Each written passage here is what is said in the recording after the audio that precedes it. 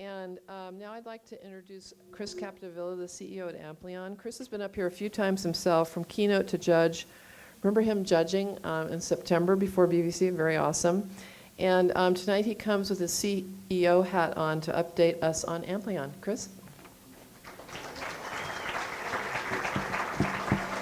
Thanks, Julie. I'm very happy to have a fresh mic, by the way. We'll see how this works.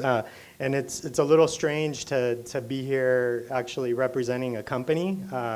Usually, as Julie said, I've been here so many years actually evaluating companies for investment. But I'm extremely proud to be representing Amplion, a company that has a very important purpose-driven mission to accelerate the realization of precision medicine. And there's a lot of key words in there. Maybe some of you aren't familiar with Amplion, so I'm going to spend a little bit of time getting everyone up to speed on what Amplion does. But so again, the key words: accelerate realization of precision medicine. So just curious in the audience, how many of you are familiar with what precision medicine is? Okay, a few of you. How many of you actually think you know what that actually means, though? Okay, well, of course, Adam, our founder in the back. Yeah, you don't count. Which, by the way, before I forget, it's actually Adam's birthday. I'm surprised he didn't actually leave. So our founder, Adam Carroll, in the back there. Happy birthday, Adam. Yep. We owe him everything. He persevered through some tough times, and we're here because of him. So founders are pretty important. So happy birthday.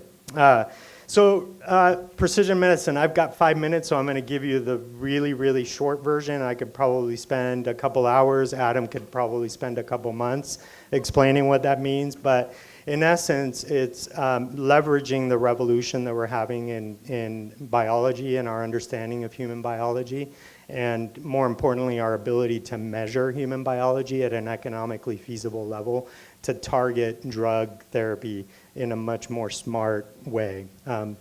So I don't know how many of you, unfortunately, my journey with Amplion, I didn't know it at the time, started 12 years ago when I lost my father to cancer. And as hopefully many of you haven't had that experience, but I think cancer is so prevalent out there that a lot of us have, we were confronted as a family with the reality of the state of the art in drug therapy. And it literally is a trial and error type of state of the art where you're dosing people with drugs and seeing what happens, and literally seeing what happens. Do people actually die sooner than expected? Do they survive longer than expected, or do they actually have a positive outcome? So if you ask a lot of doctors, that's been the state of the art of the drug industry. It's basically dosing people and then figuring out what happens to them after dosing them with several drugs. In my dad's case, as with a lot of cancer patients, they're literally trying different cocktails. They call them cocktails of chemotherapy to see what works. And they're literally winging it, trial and error. That reality has led to an incredible amount of pain for patients, obviously.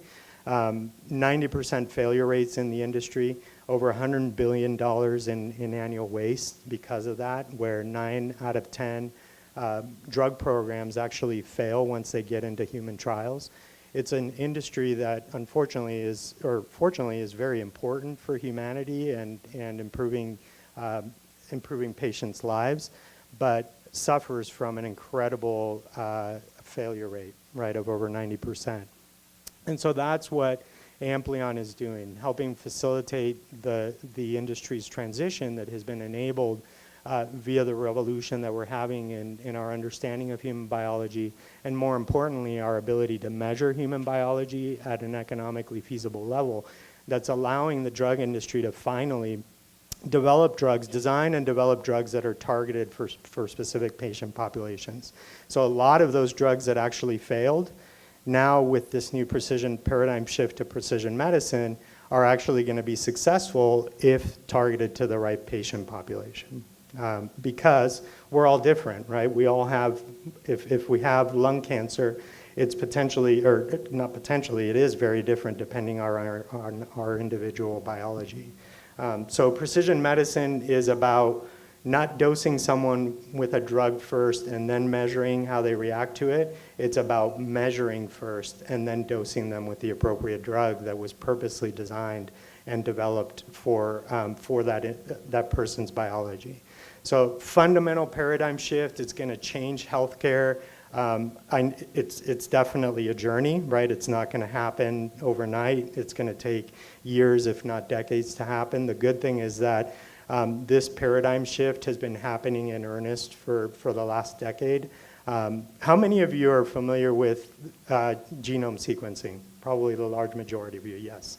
So exactly, right? We're all familiar with that. 10 years ago, which doesn't seem like a long time ago, it would have cost you $8 million to actually get your genome sequenced as an individual, right? Ridiculous. That's never feasible economically. Guess how much it is today? $700, right? Makes it a lot more feasible. In another year or two, it's going to be down to $70. The level of innovation that's happening in the industry is amazing. We're truly in a biological revolution. So a lot of us now, in hindsight, remember the information revolution that we all sort of went through. We're in a biological revolution, and Amplion, I'm really proud to be, and thank you, Adam, for founding the company, to be leading a company that's enabling the industry to accelerate that realization and that promise, really, so that we can truly have much more targeted therapies that improve patients' lives.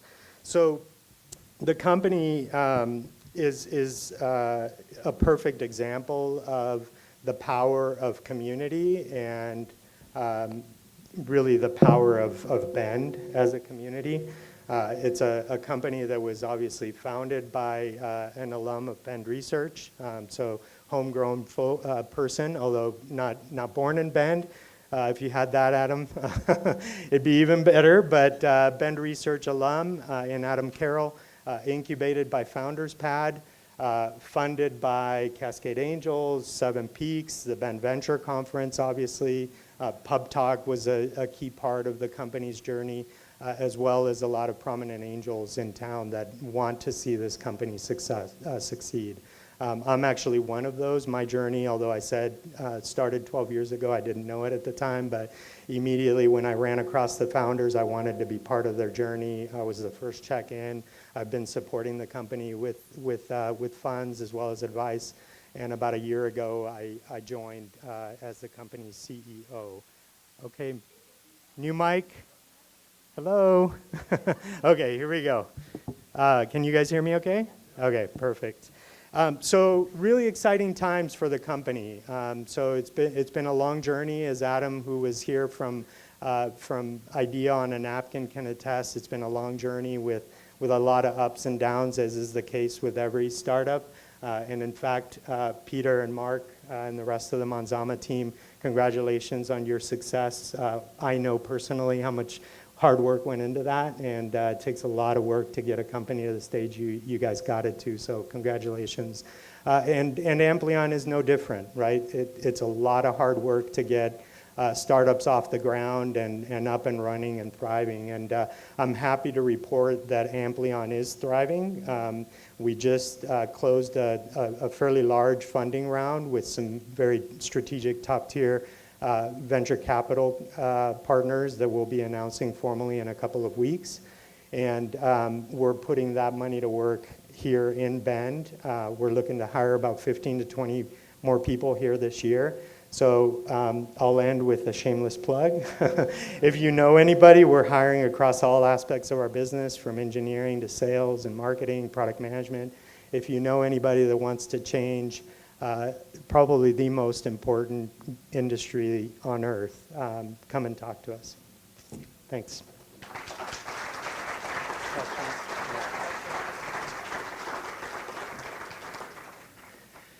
It's still amazing, all these cool companies that we have here in town. Isn't it great? So questions for Chris? Aaron? What do you need? People-wise? People-wise? Or just overall?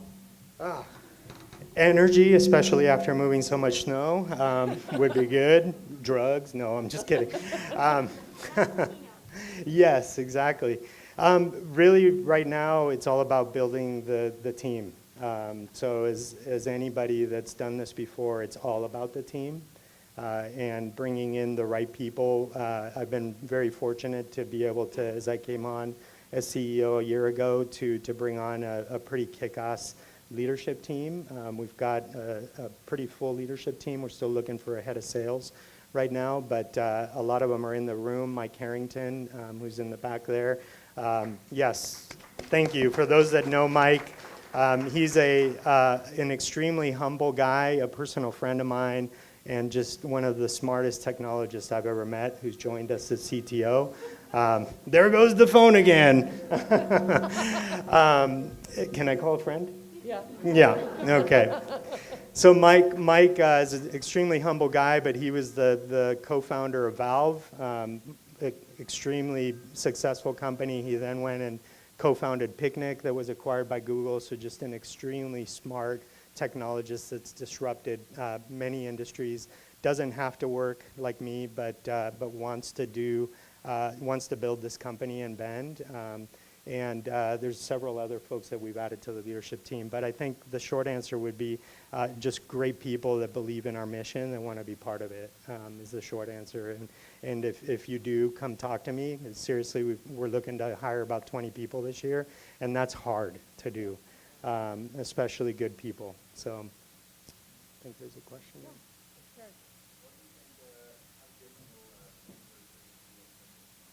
How different will cancer treatment be in 10 years from now? Yeah, that's a great question. So honestly, I don't think we're going to have to wait 10 years. If my father was alive today, I firmly believe that he'd still be alive. So cancer therapy, and that's why I said this paradigm shift has been already in progress for the past decade.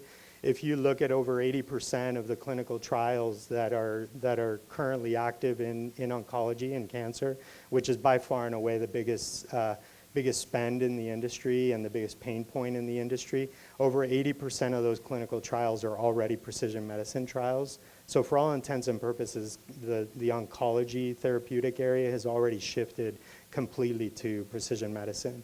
The things that we're doing around understanding our immune system and actually leveraging, instead of using chemicals, right, to poison the cancer, we're using our immune system to actually fight the cancer. So some truly revolutionary stuff that's happening. So I think the short answer is we're not going to have to wait 10 years, but in 10 years, I think we'll probably find the cure to cancer, to be honest. Today, we're actually doing a much, much better job of not poisoning people with chemotherapy, but actually leveraging their individual immune systems and understanding a lot about their individual biology to target cancer and not only detect it early, where essentially as part of your annual physical, you'll have a blood test that actually can measure whether you've got cancer cells in your blood, right? So we're going to be able to catch cancer extremely quickly before it actually gets out of hand. Question in the back there?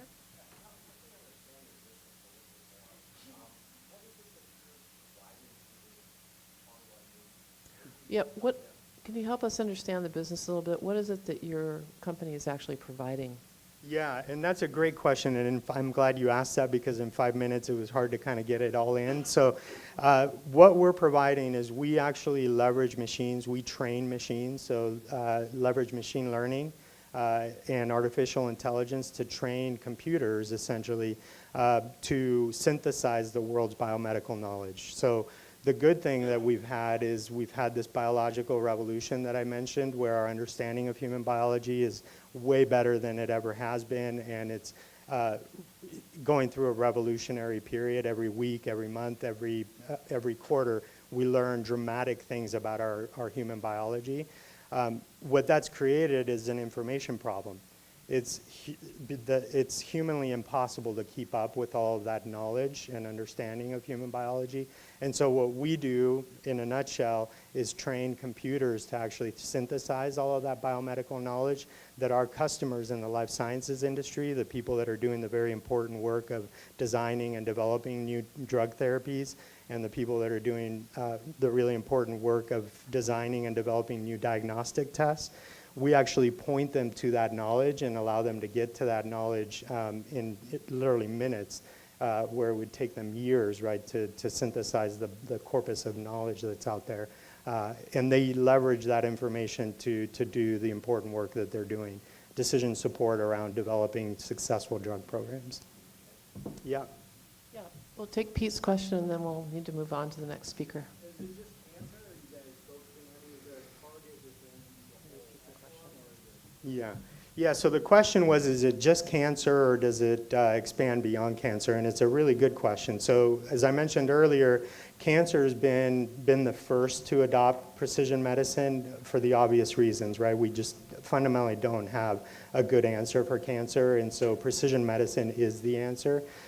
So cancer has completely adopted the precision medicine paradigm shift, but we're seeing it in neurological diseases and cardiovascular disease. So the success in oncology has essentially led the way and paved the way for other therapeutic areas. So I think, you know, in 10 years, precision medicine is all we're going to be practicing from a drug development and drug delivery perspective.